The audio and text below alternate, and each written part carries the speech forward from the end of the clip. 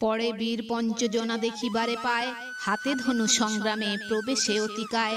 চিন্তা করি মনে মনে বলিছে তখন, শ্রীচরণে স্থান দেহ কৌশল্যানন্দন। রাবণ সন্তান বলে দয়া না করিবে, দয়াময় রাম নামে কলঙ্ক রহিবে। খুড়া দুইজনে পড়ে মহোদর আর, রুষে অতিকায় বীর রাবণ কুমার। মহাক্রোধে অতিকায় হয়ে আগুসার, দিলেন আপনা দিব্য চাপেতে টঙ্কার। কিবা ঘোরতর সেই টঙ্কার নিঃসন, তাহা শুনি মূর্ছিত হইল কপিগণ। বড় বড় বীর যত ভল্লুক বানর, তাহাদের বক্ষস্থল কাঁপে থরথর।